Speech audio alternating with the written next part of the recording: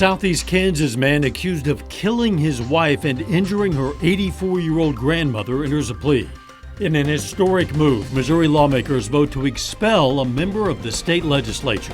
The 4 states' most watched news starts now. Missouri joins a growing list of states advancing legislation to ban transgender girls from competing in girls' sports. This is KOAM News at 10. The bill passed the House today. Republican supporters argued that change is needed to protect girls in sports. Democrats at times wept and said the rule change could push transgender children to kill themselves. Missouri's current public high school sports rules already prohibit transgender girls from competing on girls' teams unless they're doing hormone therapy. Kansas lawmakers passed similar legislation earlier this month. Missouri lawmakers are also working to get the state's tobacco laws in line with federal law, but they're facing opposition. In December of 2019, the minimum age to buy tobacco products was increased to 21 at the federal level. Missouri House Bill 517 would ensure that state law is in line with federal. It would also prevent local governments from enacting ordinances to regulate tobacco products. The sponsor of the bill says they want to give everyone in the state a level playing field and make it less confusing for consumers. But some don't like the idea of taking away local control. We know, number one, that Missouri is not a one-size-fits-all state. And local governments are the closest to their communities, and they know what's best, and they work with and in their own communities. Today, the bill was passed through the Committee on Downsizing State Government. It has to go through the Rules Committee before going to the full House. The Missouri House has expelled a lawmaker accused of sexually and physically abusing his children years ago. The GOP-led House today voted almost unanimously to kick out Republican Rick Rober of Lee Summit, Missouri. His now adult children testified to House investigators this year that he sexually abused 2 of them at the ages of 5 and 9. The committee found records that show his children reported the abuse years ago, but the prosecutors didn't file charges. Rober did not immediately respond to an Associated Press request for comment. He previously told the committee that he did not sexually abuse his children. The Oklahoma Senate has given final approval to several anti-abortion bills. The bills require physicians who perform abortions to be certified in obstetrics, add performing abortions to the list of unprofessional conduct by doctors, and prohibit abortions if a fetal heartbeat is detected. All 3 bills passed mostly along party lines, with Democrats in opposition. The measures now head to Governor Kevin Stitt, who has previously said he would sign any anti-abortion bills sent to him by the legislature. Governor Stitt has signed into law a bill intended to coordinate state and federal law enforcement efforts when investigating missing or murdered indigenous people. The bill is known as Ida's Law for 29-year-old Ida Beard of El Reno, a citizen of the Cheyenne and Arapaho tribes who disappeared in 2015 and has never been found. Ida's Law requires the Oklahoma State Bureau of Investigation to coordinate with the U.S. Attorney's Office and the Department of Justice to obtain federal funding and coordinate efforts to gather information and data about missing and murdered indigenous people in Oklahoma. Checking in with Doug Heddy now. The temperature is dropping again, Doug. Yeah, it's going to be another cold night for us tonight. Not quite as cold as what we had this morning. We dipped all the way down to 28. Set a new record. The record was 30, set back in 1966. We made it up to 55, but look where we should be topping out at about 72 degrees during the afternoon hours. Again tonight, near freezing, so we have frost advisories, freeze advisories across the region. Hopefully this will be the last one that we have in this spring season. But pretty much clear skies. We have some clouds which have been increasing over the past couple hours, and this is the beginnings of our next storm system, which is out across the central parts of the Rockies, and this system will start to affect us late in the day tomorrow. Until then, we're going to stay dry, but it is chilly. Most of us are sitting into lower 40s. We're going to drop back as we go through the overnight hours, all the way down to about 33 degrees. Of course, now here in just a bit, we're going to be discussing severe weather chances in the upcoming days. All right, see you then. Thanks, Doug. An Arma, Kansas man pleads no contest to charges alleging he stabbed his wife to death and injured her grandmother. 34-year-old Jeremy Del Marco pleaded no contest to second-degree murder and attempted murder in connection with the 2019 homicide. In February of last year, authorities say 84-year-old Dorma LeMaster called police to report that DeMarco was assaulting her granddaughter. When deputies arrived, they found the two victims seriously injured. Del Marco's wife, Brandy DeMarco, died later at a hospital. Sentencing is set for June. The number of coronavirus variants in Kansas has risen sharply, even as parents in some schools push to drop masking requirements and vaccine appointments go unfilled. In the past week, Kansas had a 32% increase in the total number of confirmed variant coronavirus cases, as all 5 variants of concern have now been identified in the state. The Kansas Department of Health and Environment reported 175 total variant cases Monday. That's up from 133 a week ago. Most of the increase was due to 35 new cases of the UK variant strain. Mercy Hospital is accepting COVID-19 vaccine walk-ins for the rest of this week. The hospital has ample supply and wants to get as many people vaccinated as possible to avoid waste. The hospital is administering first doses of the Pfizer vaccine. Again, these are first dose vaccinations only. You can also schedule a vaccine appointment on Mercy's website. You can find a link to that on our website. That's KOAMnewsnow.com. A groundbreaking ceremony last week marked the beginning of construction on the future home of Dover Hill Elementary. It's named for the hill on which it's being built in Joplin, Dover Hill. But a group of Joplinites wanted to be named in honor of a groundbreaking poet and activist, Joplin-born Langston Hughes. Last night at the school board meeting, the Langston Hughes Cultural Society asked the board to change the name from Dover Hill Elementary to Langston Hughes Elementary. The board did not vote on the request because it was not on last night's agenda. The Ozark Center is hosting several area law enforcement agencies for crisis intervention training. The officers learned approaches to suicide intervention, substance use, veterans issues, and more. The course is a week long, with today's sessions focusing on de-escalation techniques. We get calls for it every single day, and I will tell you that I can just see from my experience, whenever the COVID lockdowns started, our mental health calls went up, and they've stayed up. They have not gone back down.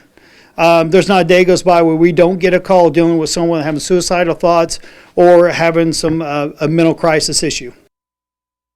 Officers must complete 40 hours of training in order to pass that course.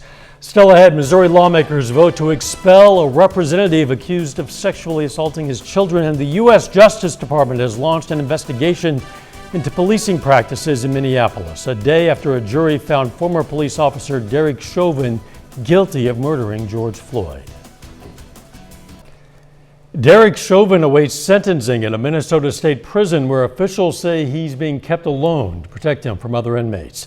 And the federal government has announced a major review of the entire Minneapolis Police Department in the wake of George Floyd's death. Michael George reports from Minneapolis.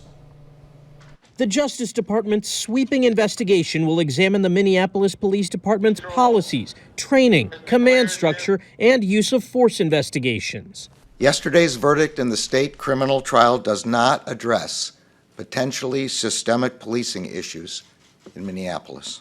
The announcement comes just a day after a jury convicted fired officer Derek Chauvin on 2 counts of murder and 1 count of manslaughter in the death of George Floyd. Chauvin will spend his second night in Minnesota's only maximum security prison.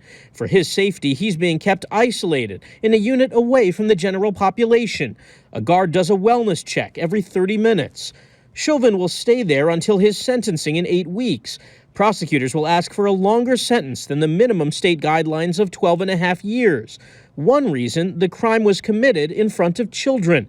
An appeal can be filed after he's sentenced. On Wednesday, people continued to gather at the spot where Floyd died last May, his neck pressed under Chauvin's knee for more than 9 minutes. What I feel needs to be next for the community is for us to as we have done, continue to proceed protesting and continue listing demands that are necessary. On Thursday, members of George Floyd's family will attend the funeral of 20-year-old Dante Wright, who was shot and killed by a police officer in nearby Brooklyn Center.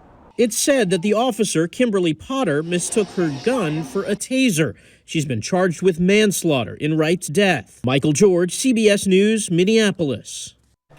The Minneapolis Police Chief, Daria Arredondo, said in a statement he welcomes the investigation, adding he and the department will cooperate fully. Later in sports, this past fall, the Lamar football team claimed their 8th state title in program history. And today, they got the hardware to prove it. And it looks like one more freeze for us tonight, but we do have some severe weather chances in the forecast. We're going to look at that coming up.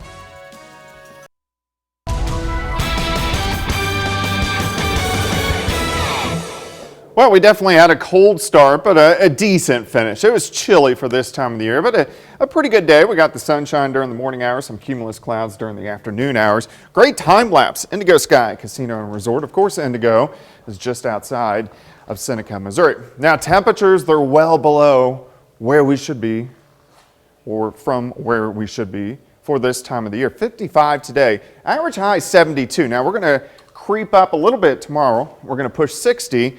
But again, we should be in the 70s for this time of the year. But we are going to get into the 70s here in just a few days, and we're going to stay pretty warm. It's chilly right now, 39 in Lamar. We have 40 in Iola, 44 in Neosho. Miami sitting at 45. I think everybody's going to drop back near freezing.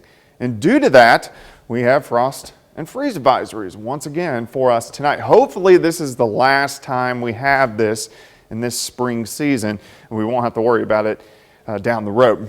We do have a few mid and upper level clouds which have been increasing over the past couple hours, but in general, partly cloudy skies tonight. Had some showers in eastern Missouri earlier today, but here's our next storm system out across the central parts of the Rockies. This system is going to roll in late tomorrow and really last into the first half of the weekend, but you can see the little system spinning out across western parts of Utah, and of course that is heading toward us here in the next 24 to 48 hours. Tonight is calm, it's just cold. We dip back to about 32, 33 degrees. Clouds increase all day long tomorrow, but I really think most of us are going to stay dry for at least a good chunk of the day. Rain chances will start to increase late afternoon. Cold start, 33, 53 by noon, high temp of 59, south winds at about 5 to 10. Rain chances increase late afternoon into the evening hours. We're going to get a burst of showers tomorrow evening, and then by midnight, most of them are pushing off toward the east. A little bit of a lull from midnight to 6 a.m. This is Friday. Showers increase Friday morning. By Friday afternoon, thunderstorms increase. We'll see periods of showers and thunderstorms. Some of these could be strong. I think most of the severe weather will stay just to the south of the region, but some of these could pack a decent punch. If we had some strong storms, the main threat here would be some gusty winds and also some small hail. But heavy amounts of rain. We get this last batch. Here's midnight, heading into Saturday morning, and then most of this is going to be out of here by Saturday morning, which is good news for the weekend. Rainfall amounts, though, they're going to be up there. I think a lot of us are going to pick up 1, 2, maybe even isolated 3-inch amounts with this next storm system in those heavier bands. And then we'll get rid of the system. Sunday looks great, mid-70s. Monday looks even better. We'll have partly sunny skies. It's going to be windy, but we'll push 80 by Monday afternoon. Tuesday's still going to be warm, but thunderstorms, they start to blow up, and pretty good chance that some of those are going to be strong to severe, so we want to watch that over the next few days. 59 tomorrow after a cold start, 64 Friday, 63 on Saturday. Sunday looks beautiful, Monday looks great, and then those thunderstorms again Tuesday into Wednesday, and then we really need to watch next weekend. We kick off May next Saturday, so that weekend is going to get a little tricky or interesting. Either of those words sound a bit ominous to me. Thanks, Doug. If you're a four-state bicycle enthusiast who's looking to make some new friends in a relaxed environment, well, you are in luck. The slow roll bike rides have returned to Joplin after they were canceled in 2020 because of the pandemic. This year, the Bike Joplin group hopes to have 2 slow roll rides a month. It's where anyone with a bike or scooter can take a leisurely ride through various parts of Joplin while stopping at shops and other sites with fellow riders. The whole idea is to actually explore your city. So we're taking people, young and old, to go into different venues, coffee shops, restaurants, and rediscover your city. I needed to see if my bike could still roll because I hadn't been on it in quite a while. Just with the pandemic, kind of stuck at home and stuck at work a lot.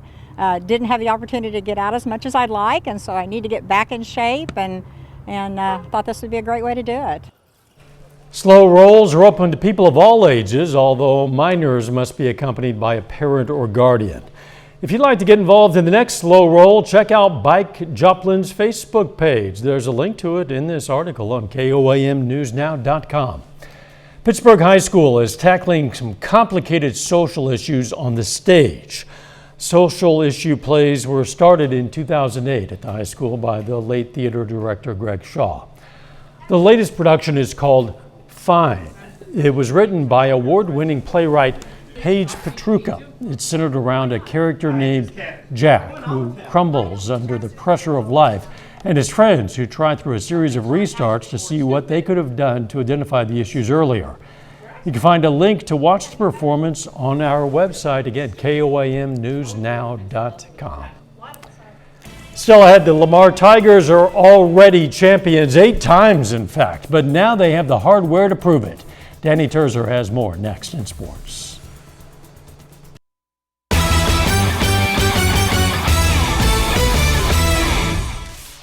Last fall, Lamar High School raised the Class II state championship trophy, and today the football team is holding their ring ceremony to celebrate and recognize the achievement. The Tigers topped St. Pius in a 6-3 defensive battle to claim the 2020 state championship, their 8th championship in program history. It was also the program's first year under head coach and Lamar alum, Jared Beshore. To be able to create that energy again and bring this program back to the top, there's no greater feeling. Looking back at these rings today, it was just everything came flooded in, so it was awesome. Never gets old. These things never get old, so it was exciting, and it's a moment I'll always remember. The 2013 Missouri Southern softball teams begins an 8-game homestand today to finish off their regular season. First up, the Lions host Washburn for a pair of games. In Game 1, first inning, Ashton Friend. This is deep center. Solo home run for Friend. Ichabod strike first. Bottom 1, Josie Topai with a base hit. That brings in Michaela Leinhart to tie it up. Next inning, Ashlyn Williams in the right corner for a double. Kristen Wade scores and the Lions take a 2-1 lead. The Lions will carry that lead for the rest of the game. Missouri Southern wins 9-5. In Game 2, Missouri Southern gets the sweep. Sydney Hurst gets a triple that drives in 3 runs. That helps lift the Lions to a 6-3 victory over the Ichabods. The Carthage Tigers travel to Joplin today for a COC matchup. Both these teams coming off losses in which they produced just 1 run. More offense today, though. In the third, Clay Kinder caught between the bases here. Joplin decides to throw home. Caden Cabans beats it, and the Tigers take the lead. Then, a passed ball. Kinder takes off from home. He's safe. It's 3-1 Tigers. Next inning, Bodie Carlson with a grounder for the Eagles. Carson Wampler scores. Now we've got a tie game.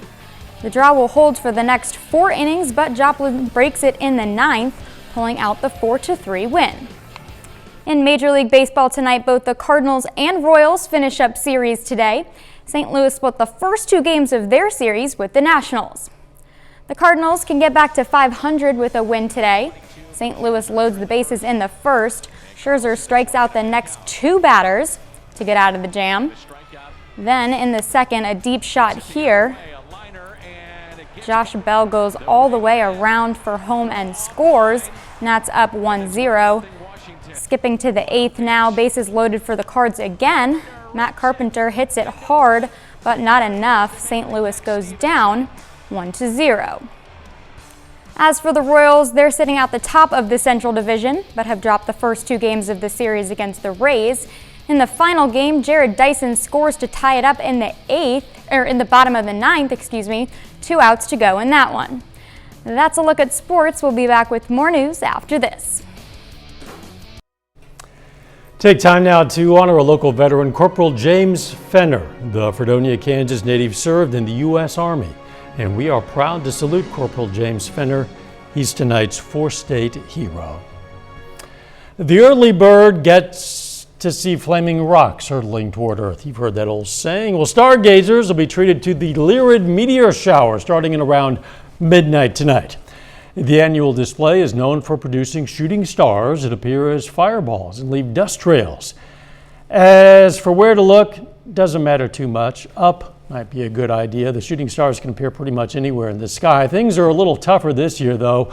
The moon's going to be illuminated at about 70%, which makes it harder to see the show. Experts say the best time to see the meteors will be after the moon sets, but of course before the sun rises. That translates to between 4 and 5 a.m. The choice to stay up all night or wake up early, that's up to you. And of course, how well you'll see it depends in part on the degree of shower covers we have from the clouds. Yeah, and we are going to have partly cloudy skies, but if you do get outside and do it, I'm not going to. You're going to want to bundle up because we're going to be about 32 degrees at that point in time and super frosty. 59 tomorrow. Showers start to roll in tomorrow night. See you tomorrow. Let's take care of ourselves and each other.